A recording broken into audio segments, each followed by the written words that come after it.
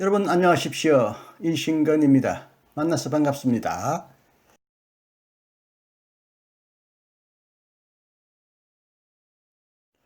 계시는 일어났다. 말씀이 육신이 되었다. 하나님이 자신을 우리를 위해 자유로우신 분으로 계시하셨다. 계시는 객관적 현실성이며 따라서 가능성이다. 그러나 우리가 지금까지 구원받음이라고 부르는 주관적인 것은 어떠한가? 이 질문은 성령 안에서 대답을 찾았다. 성령은 계시의 주관적 현실성이며 이와 함께 계시의 주관적 가능성이기도 하다. 성령 안에서 인간을 위한 하나님의 자유와 상응하는 하나님을 위한 인간의 자유가 존재한다. 이제 바르트는 먼저 하나님의 자유가 주관적으로 현실적인 공간에 대해 질문한다. 이 공간은 교회다. 교회는 스스로 객관적 측면을 가지고 있다. 이를 통해 하나님의 계시가 계시의 객관적 현실성의 분명한 표징 안에서 인간에게 온다. 교회는 그 객관적 측면에 따라서 성내전적으로, 즉 세례와 성찬의 유비에 따라 이해되어야 한다. 성내전적 공간인 교회 안에서 인간은 자신에게 베풀어진 세례로부터 출발하여 자신에게 베풀어질 성찬을 향해 가고 있는 존재로 자신을 이해한다. 이 공간 안에서 인간은 신앙으로 시작하여 신앙으로 가고 있다. 믿음에서 믿음으로 로마서 1장 17절. 이로써 성내전적 인간 통치가 아니라 하나님의 통치가 세워진다. 다른 한편으로 하나님의 계시는 하나님을 통해 계시의 객관적 현실성이 바로 자신을 위해 존재한다고 확신하는 인간의 실존 안에서 그 주관적 현실성 안에 있다. 이 주관적 현실성 안에서 그는 자신을 아들의 형제로 말씀을 듣는 자와 행하는 자로 이해할 수 있게 된다.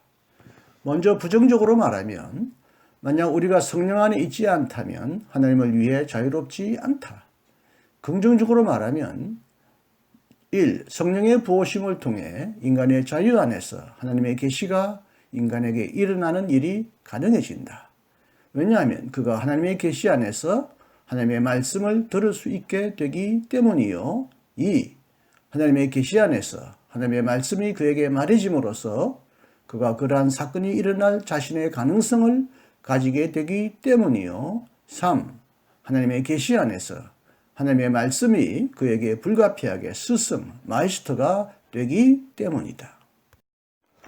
바르트는 회상하며 말한다. 하나님에게는 분명히 현실성을 확인할 수 있지만 인간들에게는 계시를 위한 가능성을 확인할 수 없었다. 그렇다면 인간의 종교는 어떠한가? 바르트는 종교의 지향, 아프해봉으로서 하나님의 계시라는 독특한 제목을 붙인다. 하나님의 계시가 종교와 그 어떤 관계가 있다는 것을 바르트는 부인하지 않는다. 만약 우리가 바로 그리스도교가 계시의 현실성이라는 사실을 말하고 싶지 않다면 계시의 현실성은 부인될 것이다. 또는 더 정확히 말하면 하나님의 계시는 실제로 인간의 종교 세계 안의 하나님의 현존과 하나님의 숨어 계심이다. 이것은 다음과 같은 것을 뜻한다. 때로는 인간의 종교가 하나님의 계시로 부인될 수 있는 관점 안에서도 역시 하나님의 계시는 존재한다. 다시 말하면 인간의 종교가 종교 세계 안에서 현실인 한 하나님의 계시가 나름대로 종교, 예컨대 종교의 정점이나 완성일 수 있다는 오해를 받게 된다. 이런 오해가 침투하는 곳에서는 바르트의 입장에 따르면 정통주의에서 이런 일이 일어났다. 종교가 계시로부터 이해되고 설명되는 것이 아니라 계시가 종교로부터 이해되고 설명된다. 계시와 종교의 관계를 체계적 분류의 의미로 설명하는 것은 생각될 수 없다. 우리는 하나를 분석한 다음에 다른 것을 분석할 수 없다. 왜냐하면 다른 것, 종교를 오직 계시로부터 보거나 규정할 수 있기 때문이다. 따라서 이제 종교는 오직 불신앙으로 하나의 종교로 하나님이 없는 불경한 인간들의 관심거리로 규정해야 한다. 이것은 두 측면에서 설명할 수 있다. 먼저 종교에서는 하나님의 현실성 대신에 인간이 자기 생각대로 자기 힘으로 만든 하나님 이미지가 등장한다. 구체적으로 말해서 만약 그가 믿었더라면 그는 들었을 것이다. 그러나 종교 안에서 그는 말한다. 만약 그가 믿었더라면 그는 그 어떤 것을 선물로 받았을 것이다. 그러나 종교 안에서 그는 그 어떤 것을 스스로 취한다. 만약 그가 믿었더라면 그는 하나님이 친히 하나님을 위해 개입하도록 허용했을 것이다. 그러나 종교 안에서 그는 하나님을 붙잡으려고 감행한다. 종교는 이러한 붙잡음이기 때문에 계시에 대한 반항이다.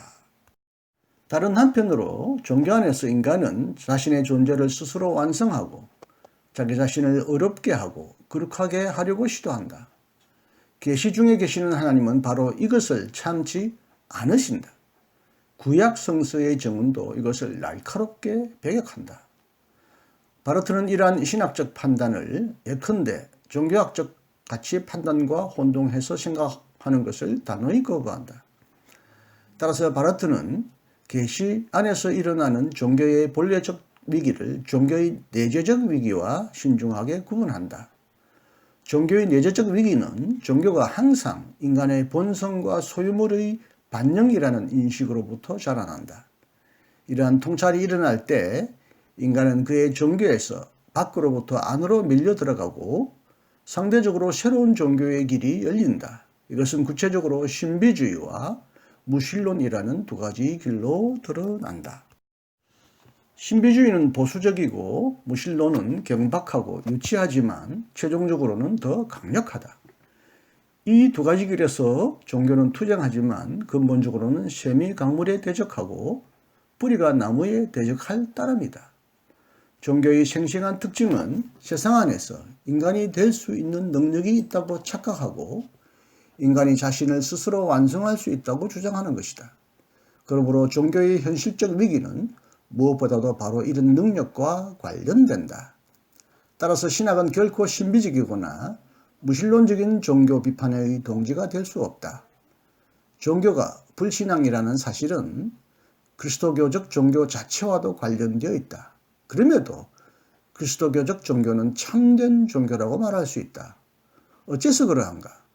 오직 불경한 자의 칭이 어렵게 함에 관한 가르침의 틀 안에서 그러하다. 그리스도교적 종교는 자기 자신 안에서 자신의 종교적 특징 안에서 서양의 역사와의 관련성 안에서도 그 어떤 징후 안에서도 자신의 진리를 가지고 있지 않다. 그리스도교적 종교는 창세기 2장의 브니엘가와 비교될 수 있다. 거기서 인간은 바로 하나님에게 지명된 자로서 그리고 내가 당신을 놓지 않겠으니 나를 축복하소서라고 기도할 수밖에 없는 자로서 하나님과 완전히 대결하고 있다. 진리 자체는 징후의 토대다. 종교들 사이에서 진리와 거짓에 관해 결정하는 것은 오직 한 가지, 예수 그리스도라는 이름이다. 그리스도교적 종교는 예수 그리스도라는 이름의 주어에 속해 있는 수로다. 그리고 그리스도교적이라는 형용사는 우리 자신의 소유물을 붙잡는다는 뜻이 아니라 오직 이 이름 안에 들어있는 하나님의 소유물을 향해 마음을 연다는 뜻이고 우리의 선택에 대해 질문한다는 뜻이다. 그리스도는 우리가 선택한 왕이 아니다. 오히려 우리가 그에게 선택된 백성이다. 이 관계는 뒤집어질 수 없다. 예수 그리스도라는 이름과 그리스도교적 종교의 관계는 하나님이 어렵게 하시고 거룩하게 하시는 행동이다. 예수 그리스도라는 이름은 모든 변증법을 넘어서 하나의 유일하고 참된 종교를 위해 바로 교회의 창조와 선택을 확정한다. 성령의 부어심에 관한 바르트의 이론은 하나님의 자녀들의 삶에 관한 상세한 문단으로 끝맺는다. 이제 그는 그리스도교적 인간, 즉 자신의 자기 규정 안에서 하나님의 선행 규정인 인간을 말한다. 이 인간은 자유로운 인간이며 하나님은 그의 자유를 보정하시고 실증하신다. 계시의 은혜가 그의 인간성으로 인해 제약을 받지 않지만 그의 인간성은 계시의 은혜로 인해 제약을 받는다. 인간이 그를 위한 하나님의 자유를 인식하고 이 자유에 의해 규정될 때 인간이 바로 그의 자유에 도달한다는 사실은 성령의 신비다. 그리스도교적인 삶, 하나님의 자녀들의 삶은 두 가지 개념 안에, 즉 하나님 사랑과 하나님 찬양 안에 있다. 이 두 가지 개념으로 바라트는 사랑의 이중 계명, 마가복음 12장 29절부터 31절에서 그리스도교적 삶의 내용으로 알려진 것을 풀이하기를 원한다. 따라서 이웃 사랑은 하나님 찬양으로 이해되었다. 하나님 사랑은 우리를 향한 하나님의 사랑, 다시 말하면 자신의 아들 안에서 일어난 하나님의 자기 희생에 대한 인간적 응답이 아닐 수 없다. 하나님 사랑은 순종의 행위가 아닐 수 없다. 그렇기 때문에 하나님 사랑은 하나님에게 속한 자에 의해 실제로 요구될 수 있다. 더 분명히 말하면 사랑이란 하나님을 주님으로 선택한다는 것을 뜻한다. 하나님은 우리를 옹호하시고 선대하시기 때문에 우리의 주님이시다. 따라서 사랑은 우리 자신 안에 이미 존재해 있는 성향의 활동이 아니라 하나의 하나님 추구다. 사랑은 업적이 아니라 감사다. 그리고 우리를 위한 하나님의 옹호는 전적이기 때문에 사랑은 전적이다. 바로 이 점에서 우리를 향한 하나님의 사랑과 우리에게 명령으로 주어진 하나님 사랑 사이에는 하나의 유사성이 존재한다. 하나님 사랑과 이웃 사랑은 분리할 수 없지만 동일하지 않다. 이웃은 하나님이 아니다. 만약 그렇지 않다면 인간성은 이미 그 자체로서 신적인 것이고 따라서 자기 자신 안에 근거해 있어야 할 것이다. 또는 나와 이웃이 만나는 질서는 곧바로 하나님의 창조 질서로 여겨져야 할 것이다. 이웃의 본질은 인간성 사상이나 질서 사상이 아니라 성서로부터 확정되어야 하고 확정될 수 있다. 따라서 성서는 어떤 방식으로든 이웃 사랑의 계명을 하나님 사랑의 계명 다음에 두거나 그 아래 두는 것을 금지한다. 오히려 하나님 사랑의 계명 안에 그리고 그것과 함께 이웃 사랑이 주어졌다. 하나님 사랑은 하나님이 세상을 사랑하셨다는 사실로부터 존재하고 기인한다. 그리고 지금의 그리고 무상한 세상 안에서 이 사랑의 한 가지 표징을 세우라는 계명이 여기에 함께 포함되었다. 세상은 여전히 하나님의 세상이다. 이 표징을 세우는 것은 하나님의 이 세상 안에서 행해지는 하나님 찬양이다. 그러나 누가 이웃인가? 이웃의 원초적이고 진정한 형태는 그가 우리에게 하나님의 자비의 담지자와 대변자라는 사실에 있다. 바르트는 이를 자비로운 사마리아 사람의 비유에서 설명한다. 그런 강도를 만난 자에게 자비를 행함으로써 이웃이 되어 주었다. 오직 율법이 우선 복음인 한, 즉 율법이 비유를 말하는 자의 입 안에서 그리고 그의 인격 안에서 행해진 자비의 선포인 한 율법은 우리로 하여금 이웃으로 행하게 한다. 내 이웃은 선을 행하는 자의 역할 안에서 나에게 행동하는 동료다. 그가 나에게 보여주는 선행의 본질은 내가 이웃을 통해 하나님에게 적합하고 하나님이 기뻐하시는 나의 찬양을 하나님에게 드리는 질서 안으로 들어간다는 사실에 있다. 내가 하나님을 사랑하는 것은 하나님이 나를 먼저 사랑하셨기 때문이다. 그러나 이처럼 동료가 임무와 권한을 부여받고 등장하는 것은 오직 이 세상 한가운데 교회가 존재하기 때문이다.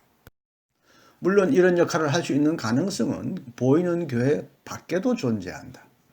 우리가 도처에 교회를 전혀 발견할 수 없다고 여길 때에도 하나님을 찬양하라는 호소는 이웃으로부터 우리에게 다가올 수 있다. 우리를 위해 하나님의 자비의 대변자가 되어준 이 이웃은 긍정적인 자질 때문에 특별히 구별된 존재가 아니라 그의 죄 때문에 형벌을 받은 죄인이다. 내가 이웃에게 행해야 할 하나님 찬양의 증거는 어떤 것인가? 먼저 그에게 말씀을 전달하는 것이다. 그 다음에는 그에게도 약속된 하나님의 도움의 표시로서 그를 후원하는 것이다. 세 번째로는 나의 태도를 통해 내가 그에게 말과 행위를 통해 말해야 할 것을 그에게 보여주는 것이다. 그러나 끝으로 내 자신을 사랑하라 라는 말은 무엇을 뜻하는가? 자기 사랑이 명령된 것이 아니다. 만약 내가 나의 이웃을 내 자신과 같이 사랑한다면 이로써 나의 자기 사랑은 곧바로 정당화되는 것이 아니라 심판을 받게 된다. 따라서 내가 사랑함으로써 내가 죄인이라는 사실에 주목하게 된다. 그러나 나는 죄인으로서 헌신하고 도와주라는 부르심을 받으며 내가 이런 계명을 받을 수 있는 자격을 얻게 되고 나의 모습 그대로 하나님을 사랑할 수 있는 자격을 얻게 된다.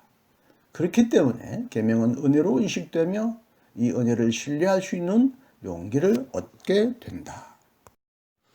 오늘도 끝까지 경청해 주셔서 감사합니다.